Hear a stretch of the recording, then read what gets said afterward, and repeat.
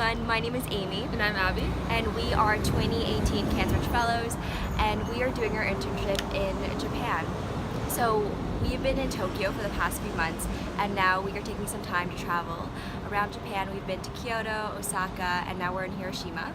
So even though we arrived here on the same day and we've been living together for 2 months in Tokyo, we've had incredibly different experiences over the last few months, and we thought it'd be really cool to sort of walk you guys through what we've been experiencing.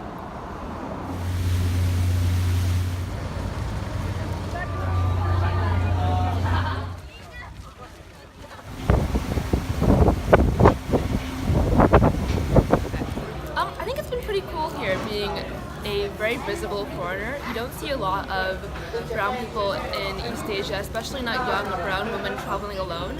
It's gotten me a couple of curious glances and a lot of questions, a lot of people who will offer to help, which is very, very nice, but also a lot of people who might target you because you look so different. I've had people follow me, had people offer to sell me things, people really feel uncomfortable, so you really have to just be okay with the constant attention that you're going to get. Something else that is a bit different being a foreigner is how constantly stupid you might feel. You don't know the customs, you don't know all the little rules. You're always the one who's sort of grunting and pointing and doing something that's a bit different than everyone else, and you can feel a bit self-conscious because of it, I think. I think for me, it's been a different experience because I have a Chinese background, so I'm more of an invisible foreigner.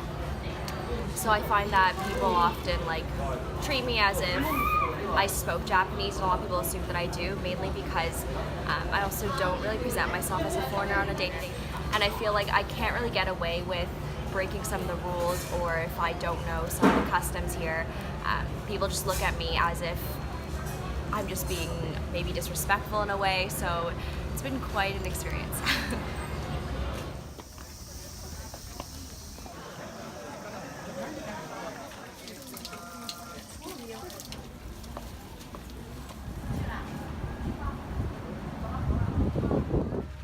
So my favorite thing has, oh my god, there's a deer.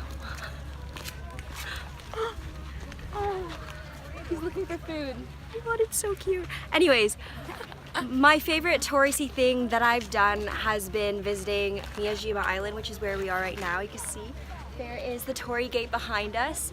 And I like this because I've spent most of this trip in Tokyo, and it's been very city-like, and this was kind of a nice escape, and it's just so beautiful here.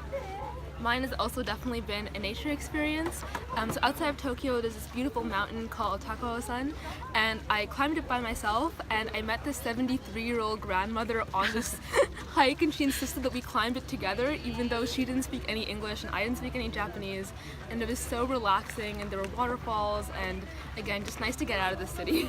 Yeah, a bird just pooped on me. I'm gonna get a bag and some water. Can you wait here?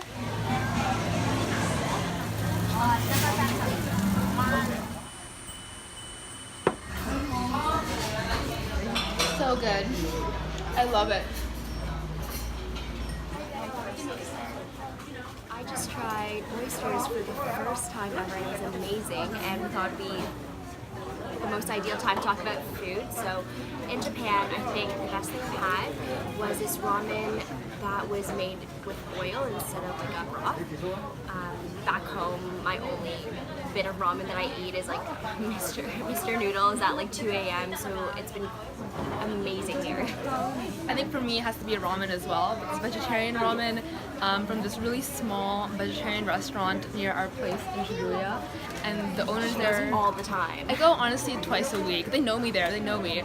And I get the ramen there, they have gyoza, tofu, all these traditional Japanese dishes just without any fish, any meat.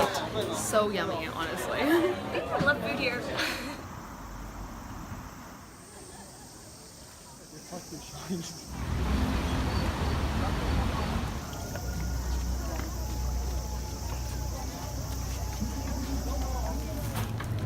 My favorite thing about Japan is how convenient the konbinis are. So konbini is another word for convenience store, and I honestly eat 2 meals out of 3 here a day.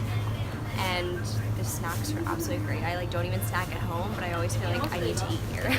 And they're really cheap too. Unlike in Canada, convenience stores are really affordable. You can get umbrellas here, even like white dress shirts here, toothpaste here, anything you really need. I know. I think for me it has to be the kanbi and also onsens, which are like this Japanese beautiful hot springs and public baths, and you just feel so clean after. It's a really interesting cultural experience that you just can't get in Toronto. Yeah, it's awesome. Amy becoming an Asian grandmother.